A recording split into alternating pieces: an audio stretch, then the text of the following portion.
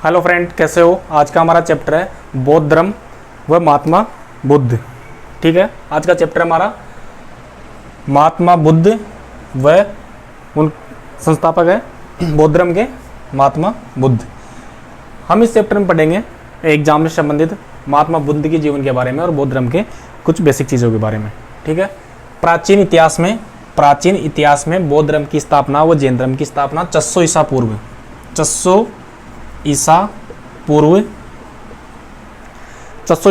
दो धर्म। ठीक है, दो धर्म। पहला कौन सा था इसमें? बौद्ध धर्म व दूसरा था जैन धर्म। ठीक है, दोनों धर्मों ने जन्म लिया ब्राह्मण धर्म के खिलाफ। ठीक है, तो दोनों धर्मों ने जन्म लिया 600 ईसा पूर्व। तो हम इसमें बात करेंगे महात्मा बुद्ध ने किसकी स्थापना की थी? बौद्ध धर्म की। ठीक है, अब बात करते हैं बौद्ध धर्म व जैन धर्म की स्थापना का क्या कारण रहा उस टाइम पे कि इन्होंने इस धर्म की स्थापना की और लोग इस धर्म की तरफ आकर्षित हुए। ठीक है, सबसे पहले बात करते हैं इसमें बौद्ध धर्म का कारण 600 ईसा पूर्व में। ठीक है, बौद्ध धर्म का कारण, बौद्ध धर्म की स्थापना क्यों की गई, क्यों इस धर्म की आवश्यकता पड़ी। ठीक है, क्योंकि सनातन संस्कृति में ऐसे क्या त्रुटियां थी जो ऐसे बौद्ध धर्म के कारण और जैन धर्म का कारण बनी। सबसे पहला कारण था वर्ण व्यवस्था। ठीक है दोस्तों, वर्ण व्यवस्था। क्योंकि ब्राह्मण धर्म में मौजूदा 600 ईसा पूर्व में ब्राह्मण धर्म में चार वर्ण व्यवस्था थी और जो शूद्रों की उसमें हालत और भी दयनीय थी। क्योंकि शूद्रों की उसमें बिल्कुल दरिंदगी जिंदगी और छुआछूत की जिंदगी, और आप समझो तीनों वर्गों की, ऊपर वाले वर्गों की सेवा करनी पड़ती थी। ठीक है, हमने वर्ण व्यवस्था के बारे में अलग से वीडियो डाला हुआ है, मैं डिस्क्रिप्शन डाल दूंगा, उसको देख लेना। ठीक है, और दूसरी बात होती है अहिंसा। इस धर्म ने अहिंसा का पाठ पढ़ाया, अहिंसा का मार्ग दिखाया, अहिंसा का पालन। ठीक है, ये सबसे बड़ा कारण था अहिंसा का पालन। क्योंकि उस टाइम पे मारकाट, युद्ध, लड़ाइयों से सभी शासक और प्रजा बिल्कुल परेशान हो चुकी थी। और अहिंसा यानी कि उनको लोगों को लगा कि अगर हम इस धर्म को अपनाएंगे तो बिल्कुल हमसे युद्ध और मारकाट से छुटकारा मिल जाएगा और हम शांति से जीवन व्यतीत करेंगे। तीसरी बात होती है अधम। अधम किसे कहा जाता है दोस्तों? अधम कहा जाता है ब्याज पर जीने वाला। अब इसको शॉर्ट फॉर्म समझो आप, सूदखोर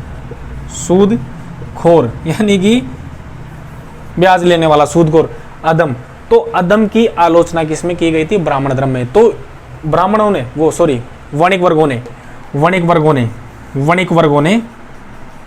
वणिक वर्ग कह सकते हो आप, व्यापारियों ने बौद्ध धर्म व जैन धर्म को काफी सहायता की, क्योंकि वो ब्याज कमाना चाहते थे। और ब्राह्मण धर्म में इन ब्याज कमाने वालों को अधम कहा गया है और पाप माना गया है। ठीक है, तो वो भी एक तरफ से इस धर्म की ओर आकर्षित हो गए। ठीक है, तो कुल मिलाकर वर्ण व्यवस्था थी, मारकाट थी। उस टाइम पे इन लोगों ने वर्ण व्यवस्था यानी कि उनको माना नहीं। बौद्ध धर्म और जैन धर्म ने कोई भी इस धर्म को आकर अपना सकता था। दूसरी बात, अहिंसा का पाठ पढ़ाया इस धर्म ने, तो लोगों का इस धर्म की तरफ झुकाव हुआ।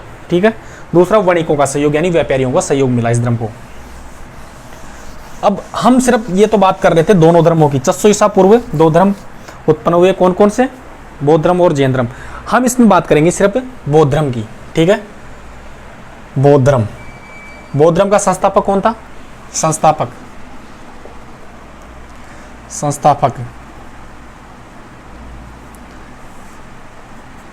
था महात्मा बुद्ध।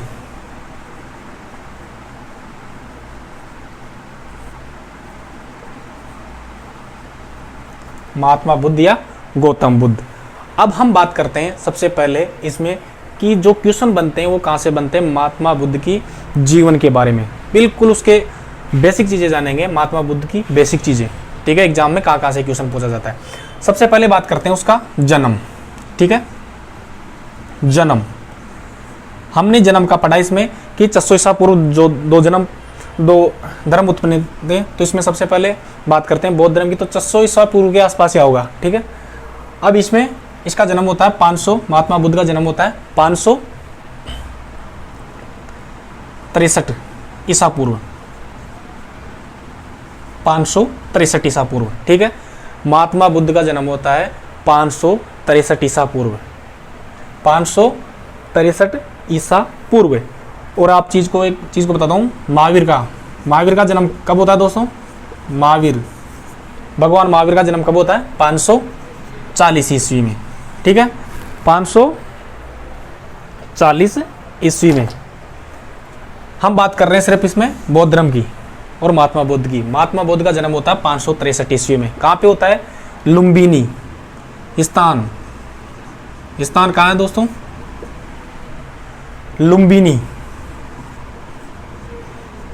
लुम्बिनी स्थान कहाँ पे है?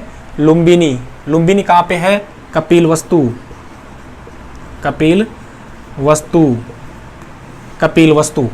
ठीक है, कपिल वस्तु ये कहाँ पे है वर्तमान में? रूमेनदेही, नेपाल। ठीक है, इस चीज को आप नोट करना। जन्म स्थान के बारे में क्वेश्चन कई बार पूछा जाता है, महात्मा बुद्ध का जन्म कब हुआ था? ये बहुत कम पूछा जाएगा, जन्म कब हुआ था। पूछा जाता है जन्म स्थान या जन्म कहाँ पे हुआ था। लुम्बिनी, कपिल वस्तु और रूमेनदेही वर्तमान नेपाल में। कपिल वस्तु के छोटे से ग्राम था लुम्बिनी, वहाँ पे उस जगह पे हुआ था। लुम्बिनी एक जगह का नाम है और कपिल वस्तु वहाँ का साम्राज्य था और ये वर्तमान में कहाँ है? रूमेनदेही, नेपाल। ठीक है, अब बात करते हैं माता का नाम। यहाँ से भी क्वेश्चन बनता है माता का नाम, माता। ठीक है, हमारा जन्म हो गया 563 ईसा पूर्व। ठीक है, कहाँ पे? लुम्बिनी। ठीक है, लुम्बिनी। अब माता का नाम, माता। ठीक है, माता के बारे में जानेंगे। माता का नाम था महामाया।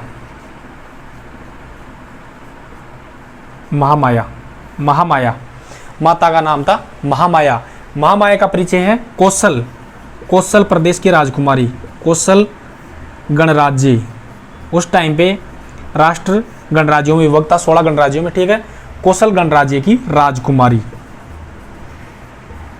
आप इस चीज को नोट करना, कौशल गणराज्य की राजकुमारी महामाया, जो किसकी माता थी? महात्मा बुद्ध की। एक और चीज नोट करना, कौशल गणराज्य की राजधानी क्या थी? श्रावस्ती। इस चीज को नोट करना, आगे जरूरत पड़ेगी इसकी। श्रावस्ती, कौशल गणराज्य की राजधानी क्या है? श्रावस्ती। माता का नाम क्या है? महात्मा बुद्ध की माता का नाम महामाया। ठीक है, महामाया नाम हो गया। अब बात करते हैं पिता। ठीक है, पिता, इसको थोड़ा साफ कर लेता हूं मैं। पिता,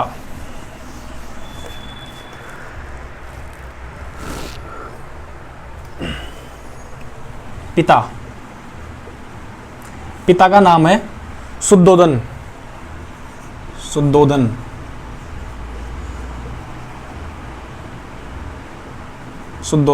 ठीक है, शुद्धोदन कहते शाक्य गणराज्य के प्रधान। शाक्य गणराज्य के प्रधान। शाक्य गणराज्य के प्रधान थे कौन? शुद्धोदन।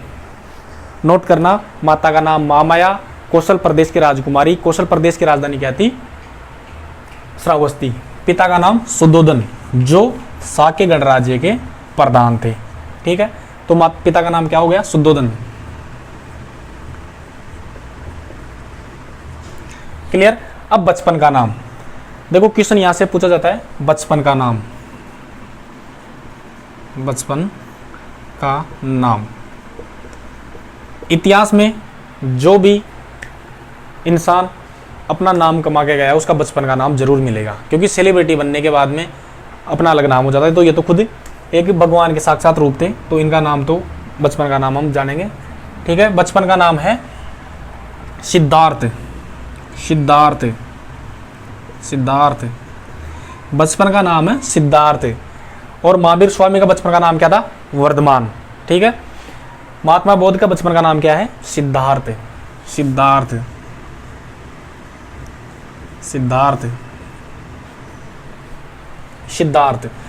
अब बात आती है गोत्र की। देखो गोत्र की परंपरा तो शुरू से चली आई है। कब से? आर्य समाज से ही। ठीक है, गोत्र, इनका गोत्र था गौतम। इस चीज को आप याद करना, गोत्र है गौतम। अब बात करते हैं पालन पोषण की। पालन पोषण की बात आती है जब इसका मतलब ये होता है उसकी माँ बचपन काल में या शिशुअवस्था में देहांत हो गया हो, मृत्युलोक परलोकगमन सिधार गई हो। ठीक है, अब इसका पालन पोषण, पालन पोषण का मतलब समझ गए होंगे आप। पालन पोषण कि उनकी माता का देहांत हो चुका था। उनकी माता का देहांत उनके जन्म के, महात्मा बुद्ध के जन्म के हफ्ता भर या 6-7 दिन के बाद में ही मृत्यु हो जाती है, देहांत हो जाता है। तो पालन पोषण करती है उनकी माता, वी माता प्रजापति गौतमी। पूरा नाम है वी माता प्रजापति गौतमी, जो इसकी मौसी भी थी। ठीक है, महात्मा बुद्ध की मौसी भी थी वी माता प्रजापति गौतमी, प्रजापति गौतमी। पालन पोषण हो गया। अब विवाह। ठीक है, इनका विवाह होता है, विवाह होता है 16 वर्ष की उम्र में। विवाह होता है 16 वर्ष की उम्र में, 16 वर्ष की उम्र में विवाह होता है 16 वर्ष की उम्र में। 16 वर्ष की उम्र में होता है शाक्य गणराज्य, शाक्य यानी कि खुद ही के गणराज्य की, शाक्य गणराज्य की राजकुमारी। राजकुमारी का नाम आप याद करना। महात्मा बुद्ध की पत्नी का नाम क्या नाम था? यशोधरा, यशोधरा, यशोधरा, यशोधरा। महात्मा बुद्ध की पत्नी का नाम क्या है? यशोधरा। और महावीर की पत्नी का नाम क्या है? यशोदा। ठीक है, यशोधरा। विवाह किससे हुआ? यशोधरा। ठीक है, अब बात करते हैं पुत्र। पुत्र, इनके पुत्र का नाम था राहुल। ठीक है, इनको मैं साफ कर देता हूं। पुत्र का नाम था राहुल। पुत्र का नाम क्या था? पुत्र का नाम क्या था? राहुल। पुत्र की प्राप्ति हुई, उसका नाम था राहुल। ठीक है, अब मेन चीज होती है यहां से, महात्मा बुद्ध की जो धार्मिक परिवर्तन होता है वो यहां से होता है। ठीक है, शुरू से ही महात्मा बुद्ध का धार्मिक या आध्यात्मिक चीजों में लगाव था, लेकिन उनके पिता ने उनकी जल्दी शादी कर दी। उनको बिल्कुल मतलब सरदार ये कह सकते हो, राजा बनाने की इच्छा थी, लेकिन उनका तो ध्यान शुरू से ही आध्यात्मिक चीजों में था। उन्होंने क्या किया, शादी करने के बाद में भी फैसला ले लिया कि भाई मैं तो सन्यासी बनूंगा और इन चीज़ों से विरक्त होऊंगा, ग्रस्त जीवन से। ठीक है, तो उन्होंने क्या किया, ग्रह त्याग। देखो यहाँ से स्टार्ट होता है मेन पॉइंट, ग्रह त्याग। ग्रह त्याग, ग्रह त्याग क्यों किया इन्होंने? क्योंकि गृहस्थी जीवन को छोड़कर ही ये अपनी आध्यात्मिक चीज़ों या तपस्या करना चाहते थे। तो ग्रह त्याग किया इन्होंने 29 वर्ष की उम्र में। 29 वर्ष की उम्र में, 29 वर्ष की उम्र में ये घटना क्या कहलाती है? महाविनिष्क्रमण।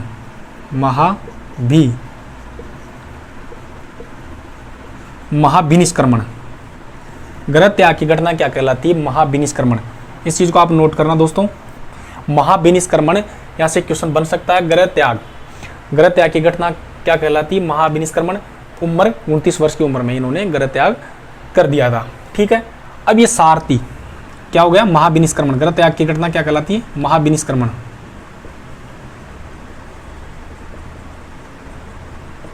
महाविनिष्क्रमण। ठीक है, अब बात आती है, एक सारथी का नाम पूछा जाता है। सारथी का मतलब क्या होता है?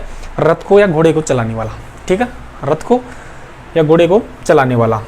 ठीक है, यानी कि रथ को चलाने वाला सारथी। जो भी ग्रह त्याग कर रहे थे, तो ये जो इसका सारथी था रथ को, क्योंकि ये अपने महल से जंगलों की तरफ गए थे, तो इन्होंने अपने पिता की आज्ञा मान ली कि भाई जंगल तक हम रथ में आपको छोड़ के आएंगे। ठीक है, तो सारथी, सारथी का नाम है चेन्ना। चेन्ना। ठीक है, क्या हो गया? सारथी चेन्ना। सारथी क्या हो गया? चेन्ना। घोड़ा, अब यहाँ से रथ पे छोड़ के गए, उसके बाद में उसको दे दिया गया था महात्मा बुद्ध को घोड़ा कि आप इस घोड़े को ले जाओ और कहीं भी जंगलों में चले जाओ। तो उस घोड़ा का नाम था कंथक। कंथक, कंथक, ठीक है, घोड़ा का नाम था कंथक। कंथक, घोड़े का नाम था कंथक, ठीक है, घोड़े का नाम हो गया कंथक। अब क्या होता है, इन्होंने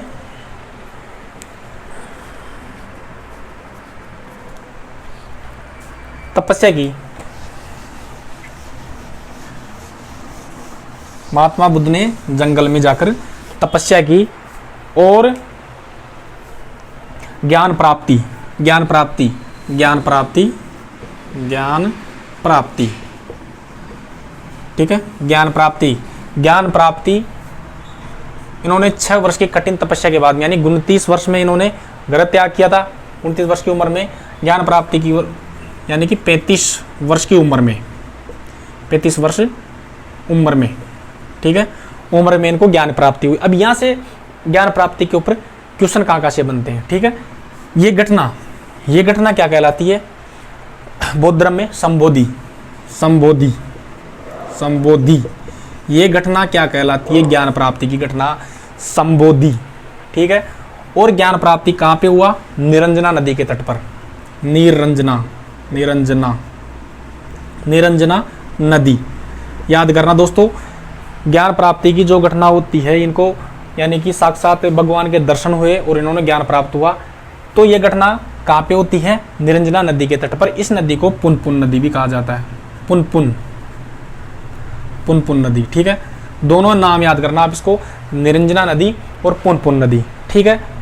अब एक नदी तो बात होगी। अब वृक्ष, वृक्ष कौन सा था? ये तो नदी हो गई, वृक्ष था वट वृक्ष, वट वृक्ष। इसको आप पीपल का वृक्ष भी कह सकते हो। पीपल के वृक्ष को वट वृक्ष कहा जाता है। पीपल वृक्ष के नीचे और कहाँ पे? गया। गया कहाँ पे है? बिहार में। उस टाइम पे इसको क्या कहा गया? बोध गया, बोध गया, ठीक है। कहाँ पे? बिहार। ये चीजें आप ज्ञान प्राप्ति के उस चीज को नोट करना। ज्ञान प्राप्ति 35 वर्ष की उम्र में, ये घटना संबोधि कहलाई। कौन सी नदी के तट पर? निरंजना नदी के तट पर, या पुनपुन नदी, एक ही नाम दोनों के। वट वृक्ष या पीपल वृक्ष के नीचे, गया, बोध गया, बिहार में, ठीक है। यानी कि बोध गया में, आप इसको याद करना, बोध गया, यानी कि उनको बोध का ज्ञान हुआ, बोध की प्राप्ति हुई कहाँ पे? गया में, ठीक है। और यहीं से इसका नाम, ठीक है, नाम यहीं से चेंज होता है सिद्धार्थ का। अब तक तो इसका नाम था सिद्धार्थ और अब इनका नाम हो गया गौतम बुद्ध, गौतम बुद्ध, ठीक है, गौतम बुद्ध। इनका नाम हो गया महात्मा गौतम बुद्ध, ठीक है। अब ज्ञान प्राप्त हो गई इनको। अब ये साहब अपने धर्म के प्रचार प्रसार के लिए निकल गए, ठीक है। भगवान महात्मा बुद्ध प्रचार प्रसार के लिए निकल गए। एक एक चीज नोट करना, यहाँ से एक चीज में बोल रहा हूँ, वो सारे के सारे क्वेश्चन है, एग्जाम के लायक है, ठीक है। अब एक बार क्वेश्चन पूछा जाता प्रथम उपदेश। जब ये ज्ञान प्राप्ति कर लिया इन्होंने 35 वर्ष की उम्र में निरंजना नदी के तट पर बोध गया में, अब ये अपने उपदेश देना चाह रहे थे कि भाई मैंने ज्ञान की प्राप्ति क्या की, मैं आप लोगों को क्या बताना चाहता हूँ। तो प्रथम उपदेश, प्रथम उपदेश, यहाँ से क्वेश्चन बनता है। प्रथम उपदेश कहाँ पे दिया गया था? सारनाथ। कहाँ पे दिया दोस्तों? सारनाथ, सारनाथ, सारनाथ कहाँ पे है? वाराणसी, वाराणसी यानी बनारस, ठीक है। हर चीज आप नोट करना। सारनाथ वर्तमान में वाराणसी या बनारस, ठीक है। 5 ब्राह्मणों को, 5 ब्राह्मणों को, 5 ब्राह्मणों को, 5 ब्राह्मणों को इन्होंने अपना प्रथम उपदेश दिया। कौन सी भाषा में दिया? पाली भाषा में, पाली भाषा में, पाली भाषा में, ठीक है, पाली भाषा में। क्वेश्चन एक चीज आप नोट करना, क्वेश्चन कैसे बन सकता है? प्रथम उपदेश दिया सारनाथ में, सारनाथ वर्तमान वाराणसी या बनारस के स्थान पे था, ठीक है। 5 ब्राह्मणों को इन्होंने प्रथम उपदेश दिया और कौन सी भाषा में दिया? इन्होंने पाली भाषा में दिया, ठीक है। अब बात करते हैं इनकी गुरु की हम बात कर लेते हैं। सबसे पहले ज्ञान प्राप्ति से पहले आ जाना चाहिए था। इनके गुरु थे अलार कलाम। गुरु थे अलार कलाम। ठीक है, ये जब घर त्याग किया था इन्होंने, उससे इन गुरु से ही इन्होंने दक्षिणा ली थी और अपने वेशभूषा कयास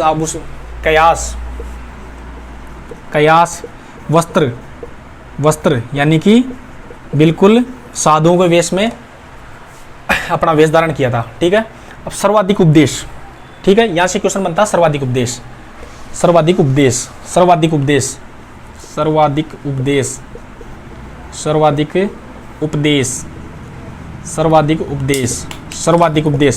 अब मैंने कहा था ना श्रावस्ती, यानी कि श्रावस्ती में क्या थे, उनकी माँ माया उसकी माता थी सिद्धार्थ की, और उनके मामा यानी कि कहाँ पे हुए, कौशल प्रदेश की राजकुमारी थी। तो कौशल प्रदेश की राजकुमारी थी, तो कौशल प्रदेश की या कौशल गणराज्य की राजधानी क्या थी, श्रावस्ती।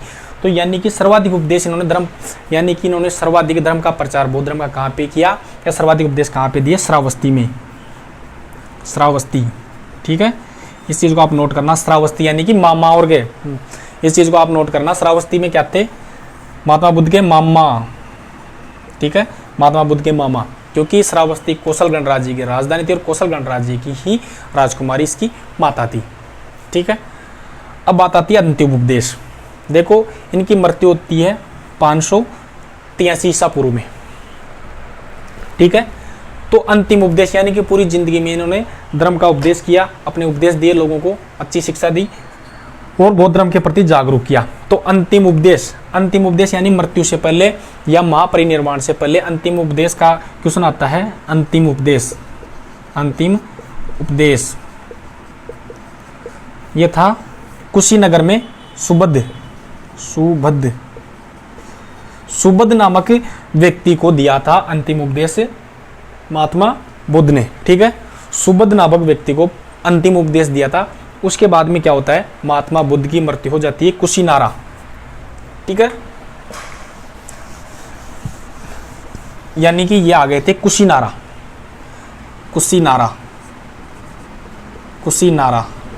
इसको कहते हैं कुशीनगर भी कह देते हैं। एग्जाम में कुछ भी पूछा जा सकता है, कुछ भी बोला जा सकता है। सुबुद्ध अंतिम उपदेश किसको दिया था, सुबुद्ध को। सर्वाधिक उपदेश श्रावस्ती में गुरु अलार कलाम। प्रथम उपदेश सारनाथ,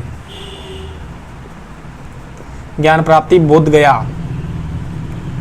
ठीक है, बिल्कुल एक चीज नोट करना आप, कुशीनगर या कुशीनारा। ठीक है, कुशीनगर या कुशीनारा, ये यहां पे इनकी मृत्यु या महापरिनिर्वाण।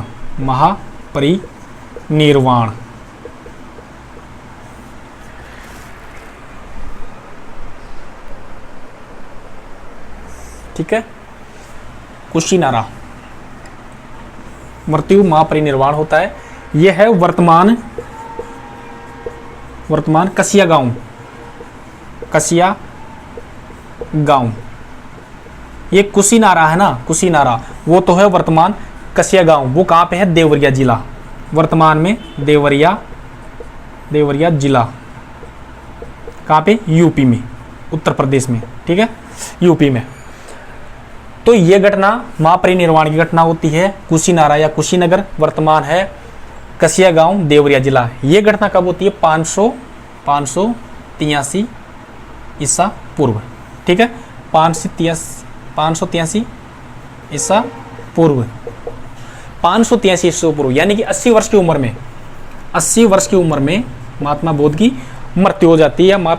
ये घटना कहलाती है महापरिनिर्वाण। ये घटना क्या कहलाती है, इसको आप नोट करना, महापरिनिर्वाण। जन्म की घटना, मृत्यु घटना महापरिनिर्वाण, ग्रह त्याग की घटना महाविनिष्क्रमण और ज्ञान प्राप्ति संबोधि। ठीक है, तो ये बात हो जाती है सारी। मृत्यु हो जाती है 583 ईसा पूर्व कुशीनगर या कुशीनारा में। अब उनके जीवन के बारे में कुछ क्वेश्चन पूछे जाते हैं एग्जामों में। ठीक है, सबसे पहले बात करते हैं, हमने ये बात कर ली बौद्ध धर्म का 600 ईसा पूर्व किसी कारणों से जन्म हुआ, हम उसकी पढ़ लिए बौद्ध धर्म का कारण कैसे हुआ।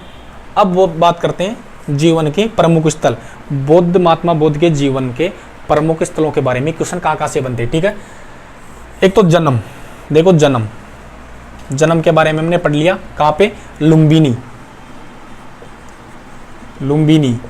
कपिलवस्तु, लुम्बिनी कपिलवस्तु कहाँ पे है, नेपाल में, नेपाल की तराई में। ठीक है, प्रथम प्रवचन ये क्वेश्चन पूछा जाता है जीवन के प्रमुख स्थलों के बारे में। प्रथम प्रवचन कहाँ पे दिया था, प्रथम प्रवचन दिया था सारनाथ में। ठीक है, सारनाथ में। अब प्रथम प्रवचन दिया था सारनाथ में। ठीक है, अब ये घटना क्या कहलाती है, धर्म चक्र परिवर्तन। जो पहला इन्होंने उपदेश दिया था सारनाथ में, वो क्या घटना क्या कहलाती है, धर्म चक्र परिवर्तन। ठीक है, धर्म चक्र परिवर्तन। ज्ञान प्राप्ति कहाँ होती है, बोध गया। ज्ञान प्राप्ति कहाँ होती है दोस्तों, बोध गया में। बोध गया, ये घटना क्या कहलाती है, संबोधि। इस टाइम पे स्थलों की बात कर रहे हैं, बोध गया, और ये घटना क्या कहलाती है, संबोधि। और मृत्यु होती है कुशीनारा या कुशीनगर कह दो या कुशीनारा कह दो। ठीक है, कुशीनारा। ठीक है, तो ये तो सिर्फ 4 जगहों के नाम है जो महात्मा बुद्ध की जिंदगी से 4 जगह जुड़ी हुई है। जन्म होता है लुम्बिनी कपिलवस्तु नेपाल में, प्रथम प्रवचन सारनाथ में जो धर्म चक्र परिवर्तन कहलाता है वो घटना, बोध गया में इनको ज्ञान की प्राप्ति हुई, संबोधि। ठीक है, कहलाती है। और मृत्यु होती है कुशीनगर या कुशीनगर वर्तमान यूपी। ठीक है, केस देवरिया डिस्ट्रिक्ट में। अब और क्वेश्चन बनता है कहाँ से, मैं आपको बता देता हूँ। महात्मा बुद्ध की जीवन की घटनाएं, उनके प्रतीक। ठीक है, जीवन की घटनाएं वो उनके प्रतीकों के बारे में। महात्मा बुद्ध की जीवन की जितनी भी घटनाएं हैं उनके अलावा उनको प्रतीकों के रूप में बौद्ध धर्म में मान्यता मिली है। ठीक है, या बौद्ध धर्म में माना जाता है। भाई जैसे महात्मा बुद्ध के गर्भ का प्रतीक। ठीक है, महात्मा बुद्ध के गर्भ का जो प्रतीक है वो क्या है, हाथी। क्या दोस्तों, हाथी। महात्मा बुद्ध के गर्भ का, यानी गर्भ में अपनी माँ के गर्भ में थे तो उसका प्रतीक क्या माना गया है, हाथी। जन्म का प्रतीक क्या माना गया है, कमल। ठीक है, एक चीज नोट करना आप, यौवन यानी अपनी युवावस्था का प्रतीक क्या माना गया है महात्मा बुद्ध को, सांड। ठीक है, गृह त्याग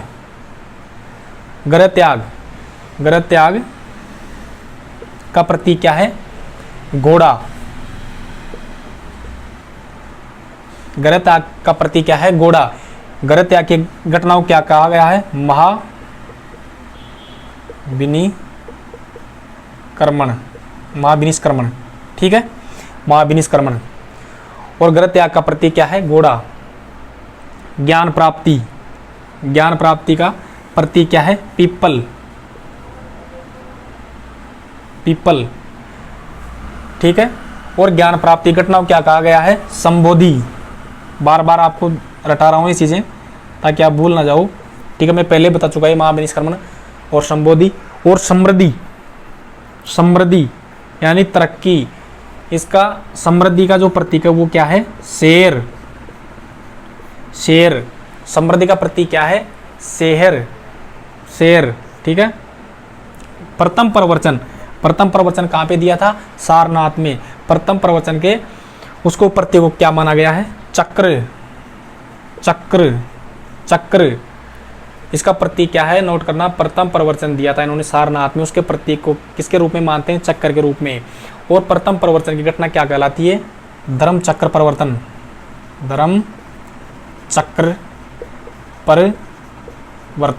ठीक है, धर्म चक्र परिवर्तन। अब आता थी निर्वाण यानी कि मोक्ष की प्राप्ति। निर्वाण निर्वाण के रूप में किसके प्रतीक को मानते हैं? ये पद चिन्ह, पद चिन्ह, ठीक है, पद चिन्ह। मृत्यु, मृत्यु, मृत्यु के प्रतीक चिन्ह के बारे में क्या मानते हैं? स्तूप, स्तूप, स्तूप, ठीक है। और मृत्यु की घटना को क्या कहा जाता है? महापरिनिर्वाण, महापरिनिर्वाण,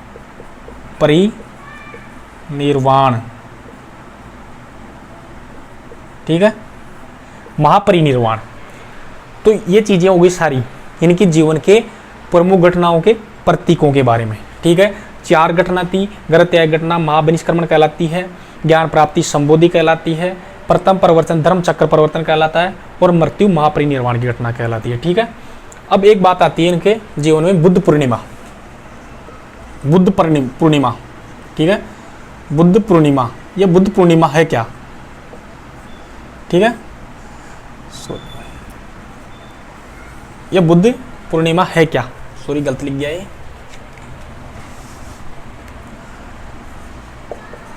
बुद्ध पूर्णिमा, बुद्ध पूर्णिमा क्या है? ठीक है, बुद्ध पूर्णिमा क्या है? महात्मा बुद्ध का जन्म। इस दिन को क्या होता है? जन्म, महात्मा बुद्ध का जन्म, ज्ञान प्राप्ति, ज्ञान प्राप्ति, और क्या होता है? मृत्यु। तीनों घटनाएं, जन्म, ज्ञान प्राप्ति और मृत्यु, तीनों घटनाएं होती है बुद्ध पूर्णिमा के दिन। बुद्ध पूर्णिमा किसको कहा जाता है? वैशाख की पूर्णिमा को, वैशाख, वैशाख, वैशाखी पूर्णिमा को, ठीक है। वैशाखी की पूर्णिमा को बुद्ध पूर्णिमा कहा जाता है। क्यों? कारण यह है महात्मा बुद्ध के जीवन की तीनों महत्वपूर्ण घटनाएं, जन्म, मृत्यु और ज्ञान की प्राप्ति इसी दिन घटित हुई है। यह प्रकृति का इत्फाक मानो या एक भगवान की देन मानो, ठीक है। तीनों घटनाएं वैशाख पूर्णिमा के दिन होती है, ठीक है। अब बौद्ध धर्म से संबंधित 3 पिटक, 3 त्रिपिटक, ठीक है, त्रिपिटक, त्रिपिटक, त्रिपिटक, त्रिपिटक है बौद्ध धर्म के, ये अपने धर्म के ग्रंथ है बौद्ध धर्म के, ठीक है। तो त्रिपिटक में 3 पिटक है, ठीक है, इस चीज को आप नोट करना। ये कौन सा है? विनय पिटक, सूत पिटक और अभिधम पिटक, अभिधम पिटक। तो इस चीज़ों को भी याद कर लेना। अब थोड़ा ज़्यादा लंबा हो जाएगा वीडियो, हम नेक्स्ट वीडियो में बौद्ध धर्म की सारे सिद्धांत वगैरह पढ़ाएंगे। तो इस चीज़ों को आप अच्छी तरह देखना, वीडियो को पूरा देखना, ठीक है, कि क्या कैसे है बौद्ध धर्म के बारे में। अगर आप हमारे चैनल पर नए हो तो हमारे चैनल को सब्सक्राइब करें, लाइक करें। Thank you.